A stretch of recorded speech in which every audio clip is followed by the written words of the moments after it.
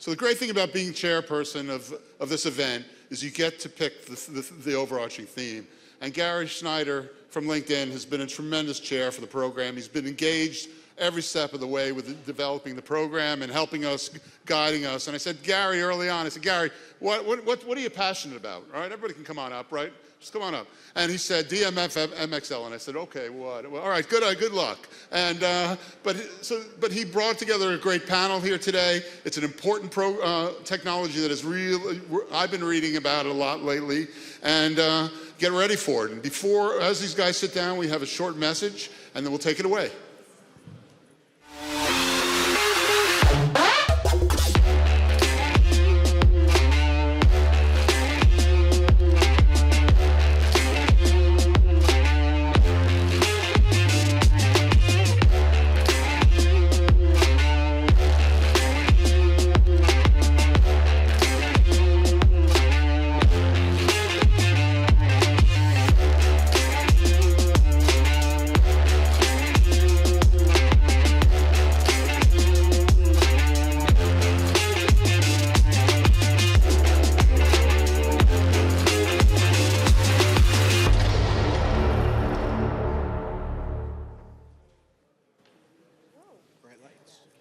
All right.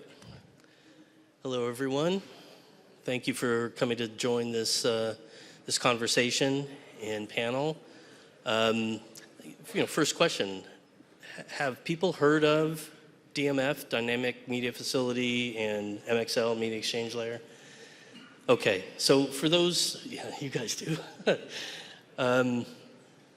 Dynamic Media Facility is kind of the idea of having a software-defined media infrastructure. This is kind of, I think, an evolution of software-defined workflows, which have been discussed over past several years. MXL, the Media Exchange Layer, is a core component of that, which is how software media functions share media within memory of a server. So that's my little kickoff, but here are the folks that can really help us understand what this new technology, this emerging technology is. So when we had our prep call, you guys were making it easy on me, and we were gonna have just a couple of questions. And the first one was, why? What do we think? Oh, you want me to take that one? Okay, so it all started with SDI. So we're all familiar with that, and it was all bespoke hardware, worked really, really well, very reliable, but there were things that we needed to overcome. So basically the bundle of all the media all in one, and we had to break it apart and take the audio out and the video out. And then basically, it was all bespoke hardware. So the bespoke hardware, we started to see Ethernet ports on there.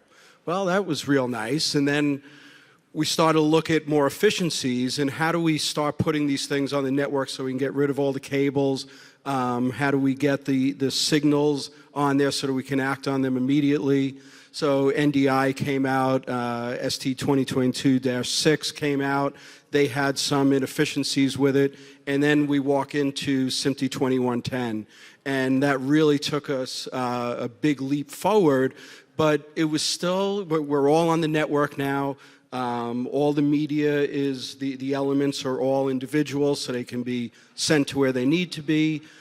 But it was still a little bit bespoke hardware running software. And what we really need to do once we're on the network is to basically get to a software-defined production workflow. Aha. Now, John and I are both, this is our love, right, John? Absolutely.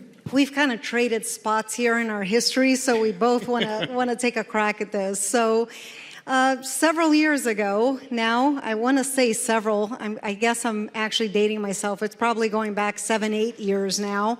The industry really took a leap forward when we moved into software-defined. And we could call it cloud-based, but honestly, it can be cloud, on-prem, or hybrid. So it really is software-defined. And it really is all the products that are really agile. It basically runs on COTS hardware, it runs in cloud, but it's really about the software. And it's about products that really allow you to use best in breed, and that really kind of breaks the idea that you're tied into any specific company or any manufacturer, and that you can really use software in a much more agile fashion. But I'll let John kind of fill in a bit more so I don't just hog the stage on that. Thanks, Claudia. Yeah, I think one of the key things for why, from my point of view, is we, specifically with MXL, it gives us the opportunity to stop using compute power inefficiently. So one of the key things that, and it's important to differentiate between Dynamic Media Facility as the broader project, how do we see things being built for the next 10 years, and MXL, which Ian, our CTO, likes to refer to as the plumbing, which is about how do we connect between devices. One of the things that we've been very poor at in software-defined is using COTS IT hardware efficiently. We are making that hardware encode, packetize, and that's where the MXL layer comes in from direct memory sharing. So we can then create a lot more efficiency, use a lot less power, a lot less cooling, by being able to use computers for what they're really good at, which is processing the audio and video, and not just moving it around in one rack, 2 racks, or a data center. So I think that's one of the key things for why we should be looking at this. And we'll get into the differences about where we connect machines versus where we connect to the outside world, so that this isn't replacing all of your favorite other connectivity formats. Yeah, from kind of the the vendor side of us, as we look at it also as how are we going to be able to connect the dots of all of this? We don't want to just replace an SDI, hardware box with a software box and still have to go in and out, still have to do it. We want to be able to create a data farm that we can now spin things up, spin things down, use it efficiently, like you're saying, be able to, share best of breed with whoever's software and share the data and not kind of use the inefficiency of having to go in and out, but do it at the layer, at the server level, so that we now can have the truly dynamic workflow where software can bring the idea of being able to spend things up for show. Not having to buy the big hardware that sits there, whether you use it or not, for the Super Bowl week, but it's there all year round. So we can really spin it up, be dynamic, use the facilities to what's needed each day. But in your workflows, in particular at NEP, your hardware could be doing different shows week to week to week. So yeah, and one of the things we look at is, I think we're all under, price pressure and things like that from customers is how do we take advantage of the technology, use it more efficiently, and honestly, the guy who's going to lose is the FedEx and SOS and all of those of how do we spin up another one instead of having to ship in another one? How do we, use everything we have the most efficiently so that we can, share in the wealth? To your point, Dan, I think what I'm hearing with the AMWA is people are looking for ways to have that interoperable way to have a facility come up programmatically and then be released and then create a new facility using those same resources and reusing them. Yeah, and how do we have a plan to do that now? I think 2110 was great. We've all learned a lot, but if you could go back to, hey, we're going to do this a little differently because it's all software and we have the opportunity. How do we get ahead of the orchestration? How do we get ahead of some of the things that are a little bit harder? And I think the whole point of a dynamic media facility is the dynamic part. Yes. You don't want to have to build purpose-built facilities, purpose-built control rooms, purpose-built anything. You want things to be able to be fully dynamic. You sometimes, even as users, you don't know what you're going to be asked to be used a specific room for, a specific facility for. And the beauty of this approach is that ability to use it for whatever you need and to change what you're using it for by simply changing the software or the capabilities that you're using. And the only way to do that is with a software-defined approach. You can't do that for using purpose-built hardware. We always kind of say we make a great plan, we work on the plan, we get to site, then production changes the plan. Yeah. So how are you flexible? How are you able to tell the story, give them tools that maybe no one thought of beforehand? And just to take that a little bit deeper, people are already building, manufacturers are already building software and putting it onto computers. But what happens is, it ends up becoming a bespoke piece of hardware that's just running my software or his software. Even if we were going to take my software and his software and put it on the same computer, we would still have to process it and then send it back out right now over 2110 to come back into that same computer to allow his software to act on that. And what the dynamic media facility does, and specifically the MXL layer, is once we get that into memory, then everybody else's software, best of breed, your choice, can come directly into that memory, read that media, act on it, and leave it there for the next person, so it doesn't have to go back out 2110 on the network and then get increased delay every time it transfers from one manufacturer's software to another manufacturer's software. John, can I ask, you know, the slide that we put up there, maybe kind of walk folks through? Yeah, no problem. So looking on the right-hand side, the DMF has been split down into a layers model, you know, taking style from OSI. And I think what's important here, if you look to the lower three boxes, so container platform, host platform, and infrastructure, the reason that they're grayed out is this is about leveraging technology that has far more R&D dollars spent on it than the broadcast and media vendors are ever going to spend. So it's about using COTS hardware, data center technologies. The key component to MXL is memory sharing, so it's RDMA, Rocky 2, if anybody's in that world. So it's taking those technologies that are multitude scale larger than we are as a media industry and focusing on the top three layers, so the application, media functions, and media exchange. And that's where, as broadcast vendors or media developers, that's where we spend our time and our focus, and not worrying about having to build one box for one vendor. And we're all doing the hardware R&D to put our software on. Let's go and use what's already out there, and that's really important. And then to the far right, where we've got the vertical, so the provisioning, orchestration, control, and security, I think we'll probably let Cinder speak to that as we go out, because that's going to be really key to what JT DMF are going to do. But I think it's about how we focus ourselves, certainly as vendors, delivery, and users, and really look at the efficiencies that are out there rather than trying to build everything from the ground up individually. I will say, from the system integrator point of view, and thus I think from the customer point of view, MXL is a dream come true. And I'll tell you why. Because it will enable, and does enable, us to not have to worry about that constant additional latency of having to go out of a box, into a box, out of a box, into a box, every time I choose or you choose a different vendor. So the whole idea of best in breed is fantastic, except the reality is if I keep choosing best in breed by different manufacturers and it has to go in and out of boxes to get between those manufacturers, you're adding all that latency and that necessity to go in and out of things. MXL solves that. So I have to give a lot of applause to the manufacturers that decided to work together in doing this, because you open yourselves up to that knowledge that people can choose best in breed in reality now, because you are doing that shared memory. But it gives us the flexibility to help you have the flexibility to truly use best in breed. So thank you. You're welcome.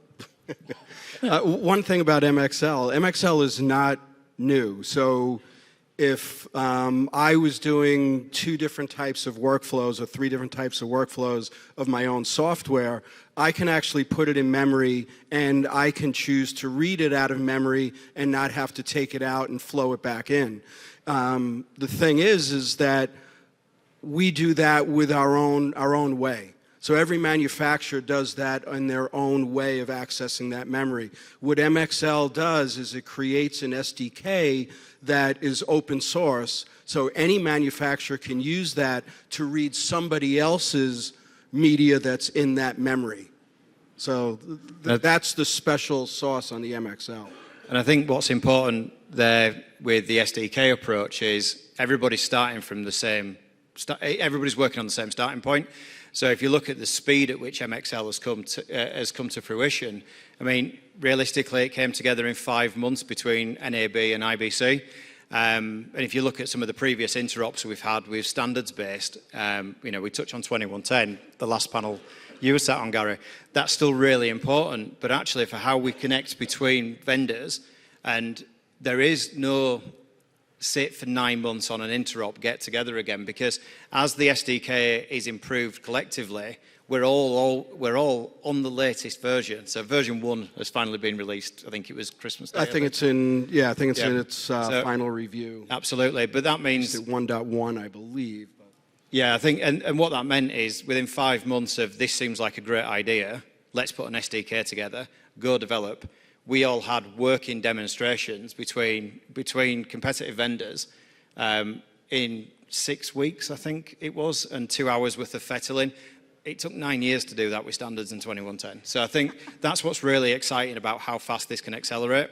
So there's lots we can see coming. So I'm interested, Cindy, from your perspective, because you're going to hold some of these folks accountable, right, in the development of, taking the SDK, implementing it, and ensuring, interoperability between all of these processes through the JT DMF. Yeah, JT DMF is, well, we were talking about DMF, but what the heck is the JT DMF? It's the Joint Task Force on Dynamic Media Facilities, and it's a joint effort between the AMWA and the EBU to make sure that everybody here, all of us, have the ability, are able to create dynamic media facilities. And so we're asking everybody to participate, and really, it's a fundamental business change for everyone. So in addition to the technical working groups that are just being formed right now with the JT-DMF, there's also a business level working group that's being formed in order to address those issues too. In March, you're talking about how to hold people accountable, or really, I think of it as getting folks involved because we need everybody to do the work. In March, we're having the JT-DMF North America kickoff meeting, and anybody can be there. It's for AMWA members and EBU members. Anybody can join those groups and participate. And as I mentioned, those 4 working groups are happening, and that's what's kind of driving people forward. But to your point, Gary, we need everybody to jump in and do the work. And Dan, how do you see joining into that? I mean, NEP with TFC and your models for how you're managing the infrastructure that is just enormous. Yeah, it's a huge part of the success of all of us as an industry, honestly, is getting this right. I mean, there's a lot of, 2110 took too long, is too expensive, was, kind of hurt us all a little bit. It's great. We were able to do things we couldn't do in the past. We're finally to a point where interoperability really works at all levels, not just video. So it's gone a lot. It's allowed us the flexibility to do some shows and bring kit together where before, you're stuck with the refrigerator. And when the refrigerator is full, you buy a bigger refrigerator. Well, we can expand it now. So it really has, brought to the table us to be able to be flexible and scale up and down for shows versus having to have it permanent in a facility for that once a year.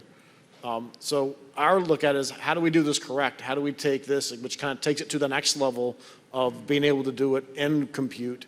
How do you look at the interoperability, best of breed, not be islands where you have to go in and out and do it kind of almost like it's 2110 in the sense of let's do it the data kind of like everyone's saying is everyone's doing this already. It's just the the recipe of how they do it.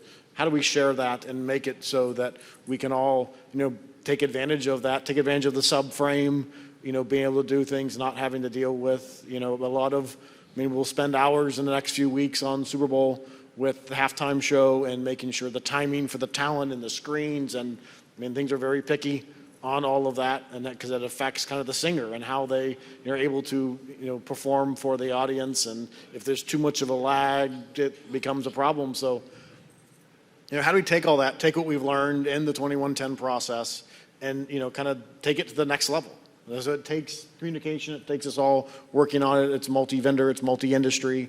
We kind of have taken what we've, bring to the table as the supplier kind of in the middle is how do we, use some of everyone? How do we open it up for the vendors, for the production team, so that you're not stuck to one thing, that you can pick, as things have moved to more of the OpEx model and the software model and, SaaS type thing, how do we support that with our customers and, have facilities able to be more flexible and do more things and, maybe not just be stuck driving or stuck between shows, but use them for all, which we can take that and help, the industry. So, we're kind of building, honestly, what we call an NEP platform, which is a way to spend things up, spend things down on a, because we looked at it as, especially in the mobile world or the flypack world, where you're having to turn it on, build it, configure a show, turn it off, it ships, it drives.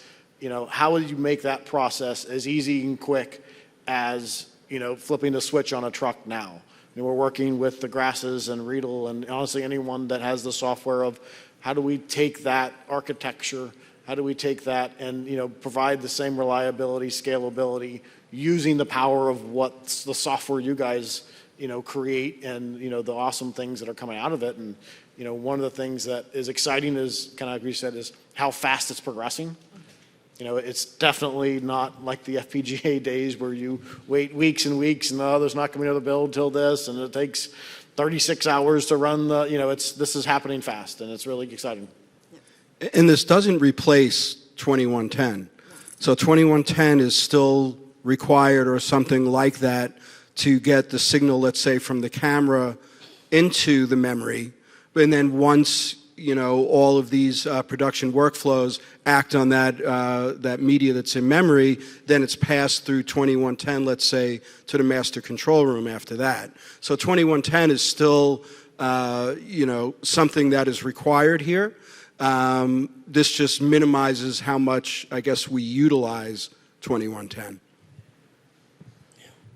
Everyone's looking this way. So one thing that comes to mind as an end user when we talk about open and SDKs and so forth, as an end user, I've experienced some friction with how various developers might implement their version of this SDK versus, I implemented it with these two features and not the, So I don't know, does this go all the way back down to you to talk about through the DMF to be able to work with everybody to ensure that, hey, here are truly the minimum requirements if you're going to have interoperability. Exactly so. And so the DMF is made up of end users and vendors and integrators, so everybody working together to drive that development and to help with the adoption. And we definitely need end users, to your point, super important. The meeting's gonna be held at CBS Paramount in New York. Lots of other end users will be there. We have people signing up already. We definitely need that. And whether that's gonna be on, Dan, you were just talking about something that reminded me of the end-to-end synchronization working group. That would apply perfectly. Some of the things, Gary, you talked about would be on the flow discovery, maybe. So those different working groups are just in line perfectly, and on all of them, we definitely want end users. And the important part is if we do our job, they won't know the difference. I think, there's experience with this already. You speak to your experience as a customer of our version of with our AMP platform, our version of Dynamic Media Facility, which has been around for a few years. But you're absolutely right. We opened up our proprietary SDK for third-party developers to be on our marketplace. But that still puts inside our dev teams writing that, maintaining it. And that's where MXL really, so that's why we contributed so much into the early days of MXL. Because it's something we've been doing for years, but we could see some of the blockers of having a proprietary SDK that we had to share and maintain, whereas our dev team now are focusing on MXL Gateway, so that we can deploy that as an application inside AMP, and anybody else can develop something that will hook in, and it is audio, video, and metadata, so we still need to talk about the broader, higher levels of DMF, which is where we talk about orchestration and billing. So generally, you would come and have a platform such as AMP at a DMF level, but today, but at the MXL level, we can already go to more nuanced. The guys at Riedel have put something together, and maybe that's a really strong piece of software that is not of interest to us for us to develop. So we want to partner there. We see this with much smaller software companies that, especially around the AI and some of the audio submixing and things like that. There's some really great small software houses that are never going to put time into developing what we've spent lots of dollars on over the last 10 years building AMP to do the full everything that's on this screen, the UIs, the orchestration, the billing platforms. They're not in a position to do that, but they make a superb piece of software we can hook together on MXL. So when you come round and say, I found this, John, can we hook it in? Of course we can, because it goes through the MXL gateway. Not we've had to work with them for 2 years on our own proprietary SDK. So that's where that strength will really start to show through in the coming year. Yeah, and I guess what we don't want to do is basically just stop midway and then create a platform that sits on a platform. Yeah. So we need everybody playing within this hierarchy here equally, so it's not just one person's platform sitting on the platform that everybody's playing on. Anything else you guys want to add? I mean, one thing is definitely on the orchestration layer, and this is something to be seen. What this is going to do, it's going to make these workflows extremely efficient, especially as we move into cloud-based workflows.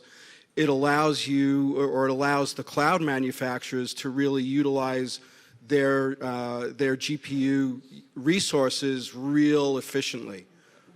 What I'm wondering is, are those efficiencies going to be passed on to everybody else?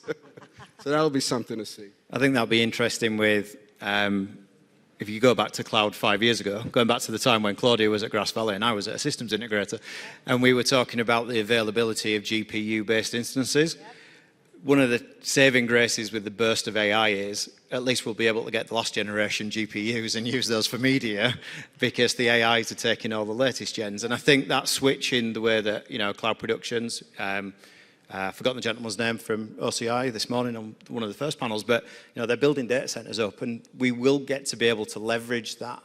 And if you take some of the pieces from your last panel on democratization of IP and bringing it back to enterprise media, things like the spoken hub model, IP lends itself well to that, but the DMF model is actually what we're talking about. It's being able to say, right, here is a core function.